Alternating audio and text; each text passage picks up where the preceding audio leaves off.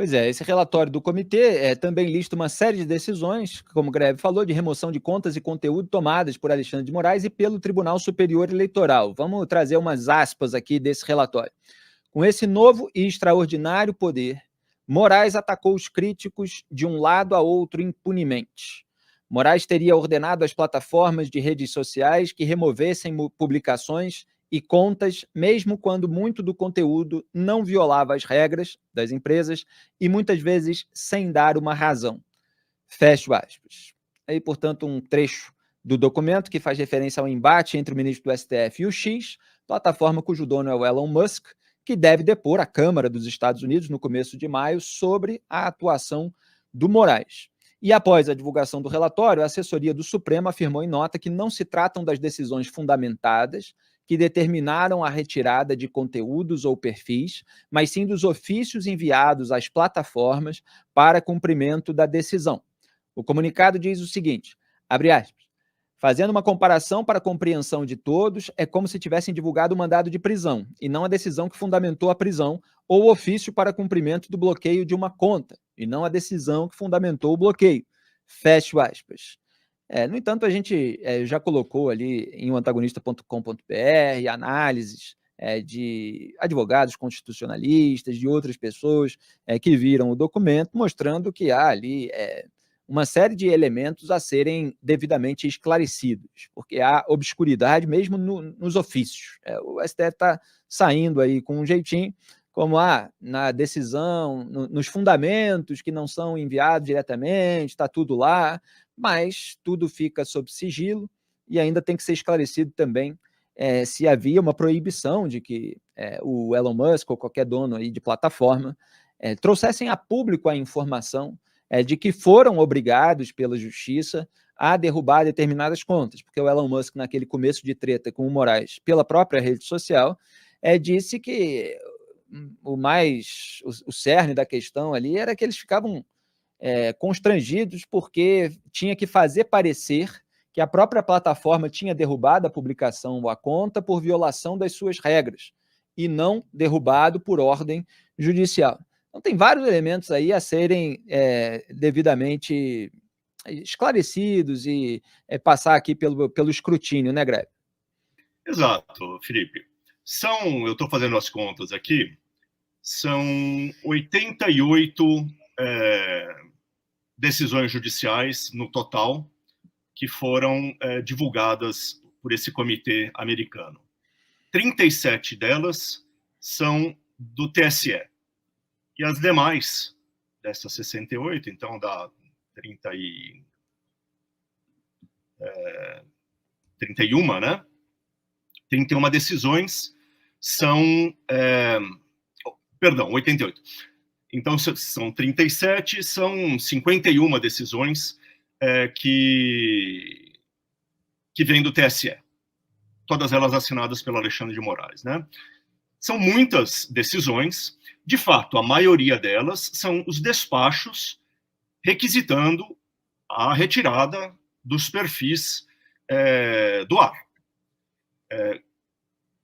Pelo que eu pude perceber, na totalidade, a ordem é para que saia o perfil, e não apenas postagens bem delimitadas, determinadas. Ou seja, se além de falar de política, a pessoa também, enfim, dava parabéns para a avó, compartilhava o look do dia, publicava vídeos de gatinhos, fazia qualquer outra coisa nas redes sociais, ela foi privada, também impedida de realizar essas outras ações, por causa do conteúdo político de uma parte das mensagens dela, né? Então, são muito poucas as ações dessas 500 e tantas páginas aqui que vêm junto com essa fundamentação detalhada.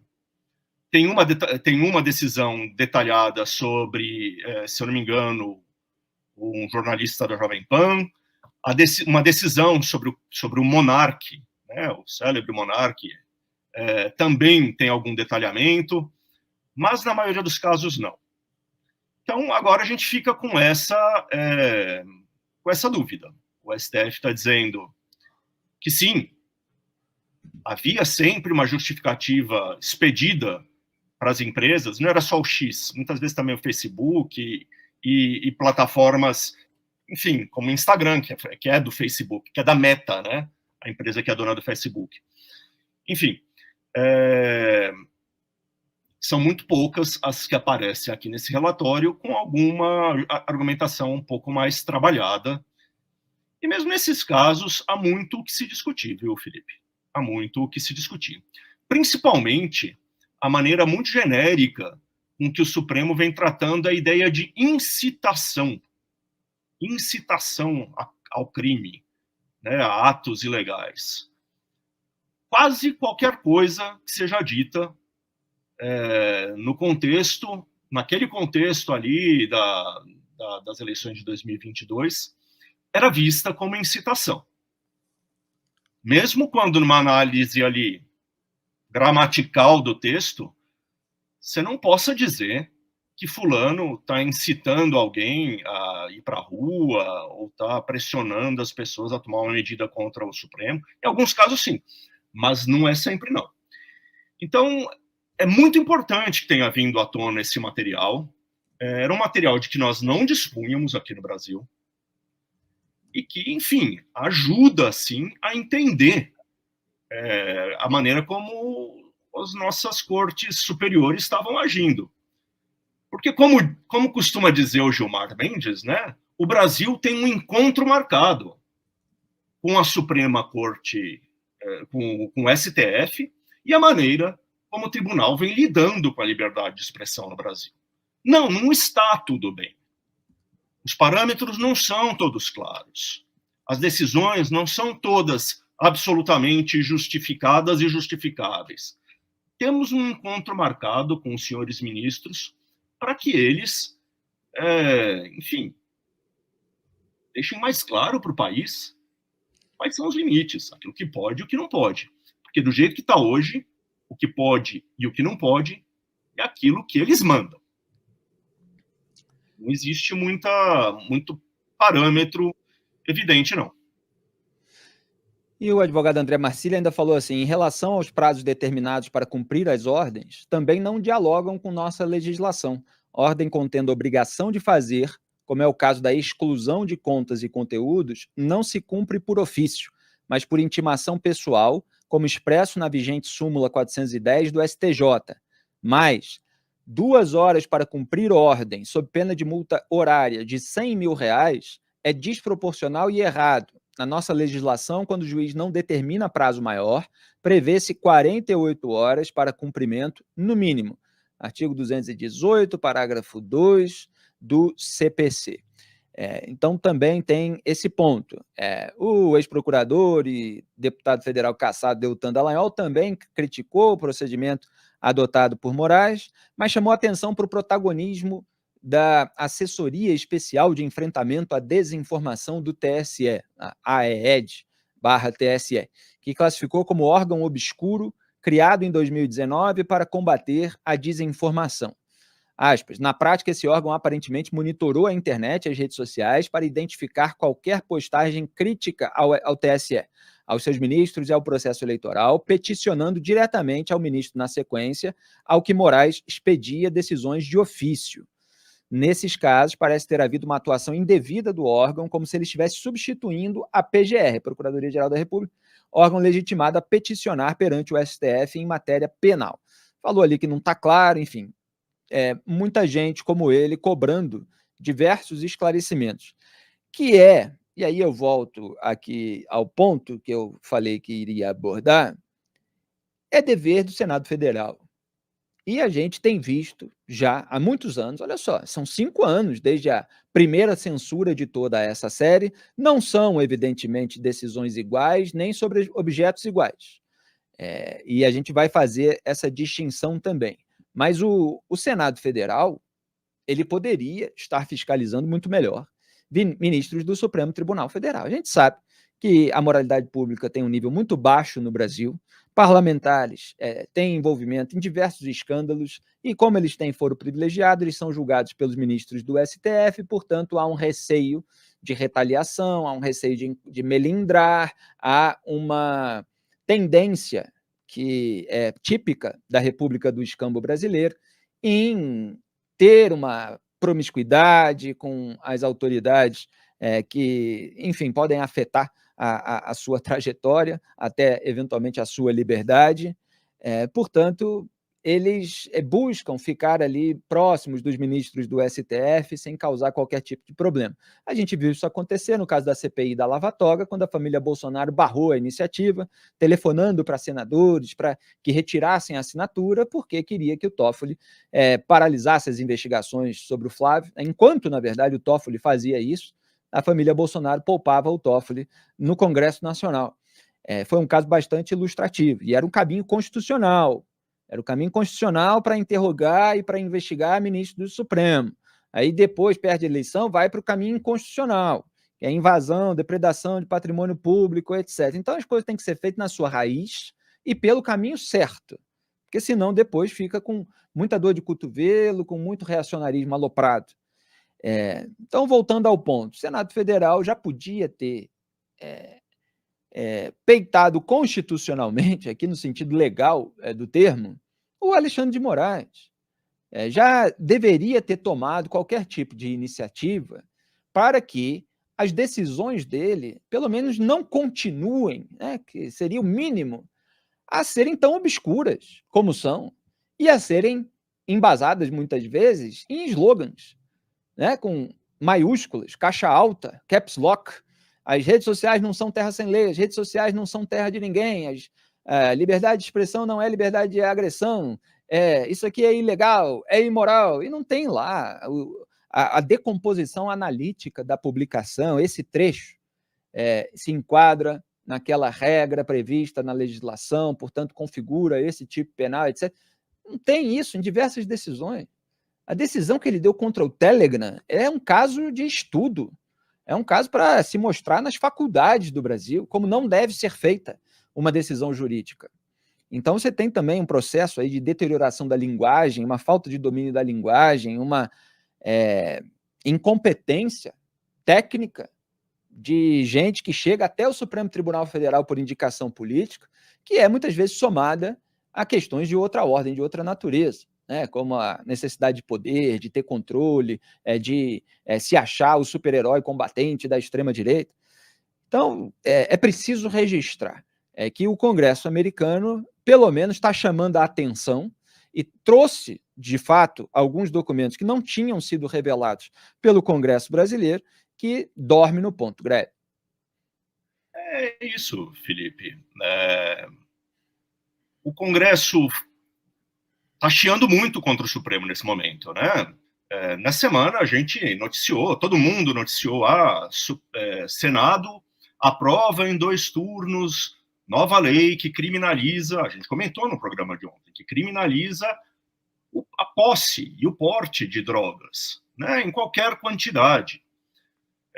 E isso seria um recado ao STF, que está lá no meio de um julgamento que pretendia, né, não sei nem como é que fica agora que tem uma lei nova do Congresso quase sendo aprovada, que pretendia descriminalizar o porte de maconha até uma certa quantidade.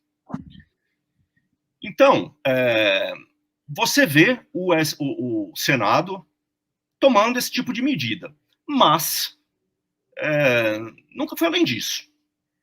Nunca foi além disso. Nunca tentou abrir essa cortina de sigilo que foi, enfim, criada ali pelo STF, sobretudo pelo Alexandre de Moraes, em cima dos famigerados inquéritos, das fake news, dos atos democráticos, que já se estendem por anos e anos e anos. São inquéritos, como a gente disse na capa da Cruzeiro dessa semana. Esses inquéritos que não acabam nunca, eles meio que perpetuaram o estado de exceção no Brasil. Exato. São 5 anos de investigações sigilosas e, em parte, com estas informações que a gente obteve via Estados Unidos, a gente consegue dar uma olhadinha por trás da cortina. Né? Mas é uma olhadinha só. Repito, são 5 anos de investigação sigilosa. É o estado de exceção eternizado. Está na hora de acabar isso, né? E não basta o Congresso mandar recado ao tratar de uma lei sobre porte de drogas. Não é isso só que tem que fazer. Tem que pressionar para que acabe mesmo essa história, né? O que não significa livrar a cara de quem invadiu o prédio público, de quem tramou para dar golpe. A ideia não é liberar quem tiver cometido o crime. A ideia é acabar com os inquéritos intermináveis e sigilosos. Exatamente. Essa é a ideia, né?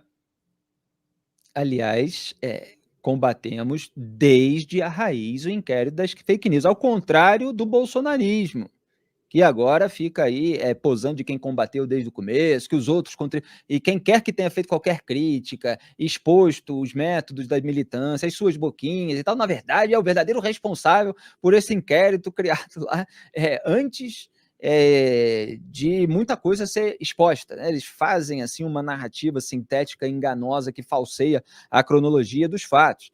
Relembro pela enésima vez, os indicados por Jair Bolsonaro, André Mendonça, então advogado-geral da União, esse cargo que já tinha sido o Toffoli, anos atrás, ele legitimou, saiu em defesa do inquérito das fake news.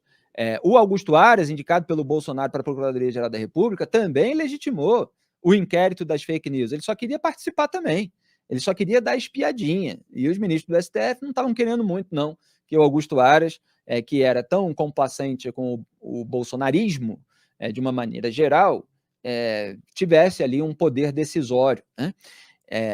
O Jair Bolsonaro, num café da manhã com jornalistas, do qual a Cruzoé participou e noticiou na ocasião, é só procurar a declaração dele, saiu em defesa do André Mendonça por ter defendido a abertura do inquérito pelo Toffoli, porque era o Toffoli que estava paralisando as investigações do Flávio. E aí o Bolsonaro falou que o André Mendonça defendeu o direito garantido no regimento interno do STF.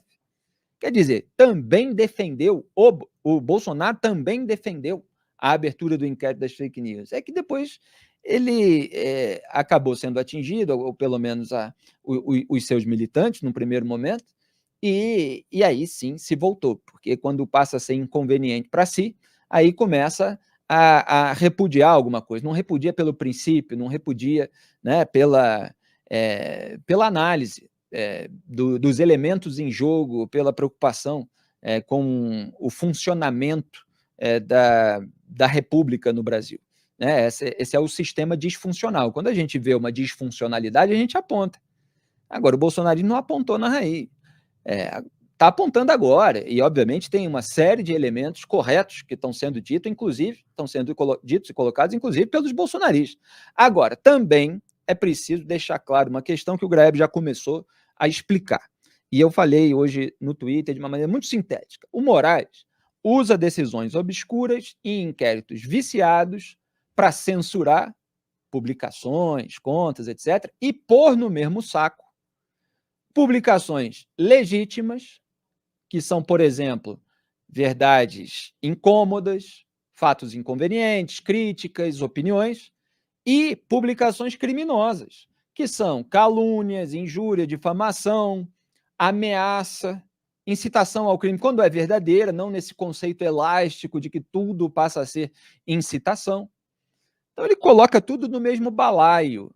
Matéria da Cruzoé, reportagem jornalística verdadeira sobre fatos objetivos comprovados, como a gente mostrou aí no vídeo do Marcelo Odebrecht, citando o codinome do Toffoli e atribuindo a ele. Agora, você querer colocar no mesmo balaio uma matéria verdadeira, né, de capa de uma revista, com esses crimes cometidos por delinquentes virtuais, aí não dá. Então a gente tem que separar as coisas. Mas mesmo os bolsonaristas, porque aqui a gente é justo com todo mundo, mesmo que tenha críticas a determinadas condutas e métodos, mesmo entre bolsonaristas, você tem ali publicações que ou são críticas ou são opiniões, mesmo que às vezes imbecis, mas que não tem uma previsão legal de serem censuradas, muito menos de que o autor tenha a sua conta inteiramente censurada para que ele não possa mais usar a plataforma para nenhuma outra manifestação. Ou seja, você tem uma censura prévia, pelo menos por aquele veículo, né? E já teve gente aí censurada em mais de uma plataforma. Então, quer dizer, quando o Moraes coloca todo mundo no mesmo saco, isso permite que os delinquentes virtuais se limpem na sujeira dele, em nome da defesa de liberdade de expressão. Aliás, alerta aos espectadores do Papo Antagonista, leitores do portal Antagonista, tá cheio de gente aí nas timelines da rede social, gente que está tentando limpar a própria sujeira na sujeira do Moraes. Isso é típico, é o que o petismo faz também, fica apontando a sujeira dos outros, enquanto encobre as suas. Então, tem criminosos, tem pessoas que têm que responder pelo crime. O que a gente aponta desde a raiz é que esse inquérito é viciado, não deveria ser por esse caminho. Assim como não deveria ser o STF a julgar mais de 1.000 pessoas envolvidas no 8 de janeiro que não têm foro privilegiado. E aí o STF acha que pode dar conta de tudo e morre o Clériston na cadeia, né, sendo que a PGR já tinha dado meses antes um parecer favorável ao relaxamento por problemas de saúde. É preso um inocente morador de rua que, por curiosidade, foi ver o que estava acontecendo, ficou 11 meses na cadeia. Esse aí não tem advogado chique para defender, para pagar, né? Não tem dinheiro para pagar os melhores advogados do Brasil, etc. Ficou 11 meses na cadeia, 4 de tornozeleira eletrônica, até o próprio Moraes, por parecer da PGR também, reconhecer a sua inocência, e fica por isso mesmo, não é escândalo nenhum. Ninguém faz correição extraordinária, como a do Salomão lá na Lava Jato. Ninguém aponta estado inconstitucional de coisas. Nada. Eles estão aí jantando com o presidente da República, ao mesmo tempo que falam de conluio dos outros. Então, assim, a gente precisa fazer as distinções para fazer as críticas de uma maneira certeira. Grebe, para arrematar. Felipe, eu estava aqui procurando e achei, felizmente, uma página do relatório lá dos americanos, é a página 224, 225, na verdade, que mostra como o raciocínio, sobretudo do TSE, está caminhando no sentido de entender para sempre a competência do tribunal para ficar retirando conteúdos da internet, mesmo em períodos que não são eleitorais. É uma coisa muito esquisita. Está dita textualmente aqui. É uma transcrição de um voto do Benedito Gonçalves. Benedito Gonçalves, aquele que fez o relatório pela captação do Deltan Dallagnol, né? Olha aqui, eu vou ler.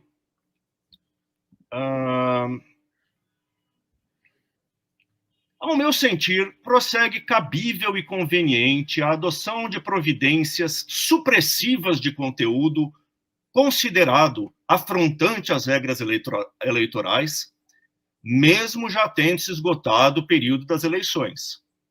Isso não apenas por uma razão de compreensão pessoal sobre os efeitos da competência da Justiça Eleitoral, mas também, especialmente, pela percepção de que hoje em dia, odiernamente, o fenômeno eleitoral tende a assumir uma temporalidade contínua, o que justifica o amoldamento do exercício da competência deste tribunal às circunstâncias contemporâneas.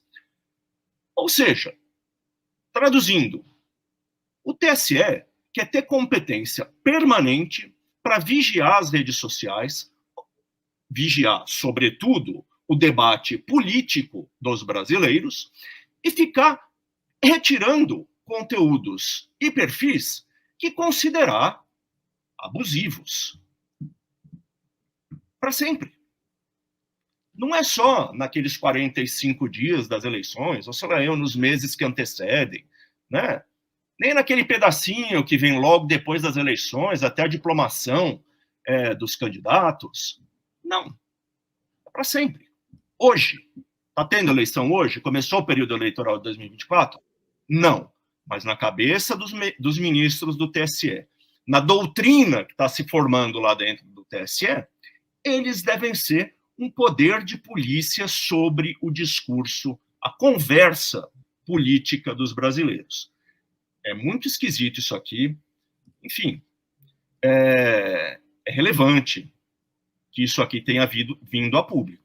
São 514 páginas, ninguém conseguiu dar a atenção necessária a esse calhamaço ainda, mas os Estados Unidos, os deputados americanos, seja lá quais forem as outras intenções deles, porque eles também têm a sua própria agenda ao fazer isso, mas os deputados americanos fizeram um favor a nós. Como eu disse antes, eles nos permitiram dar uma espiadinha por trás de uma cortina que estava hermeticamente fechada. Isso enriquece, melhora as nossas condições de discutir aquilo que está rolando no TSE e no STF e que diz respeito à liberdade de expressão, né?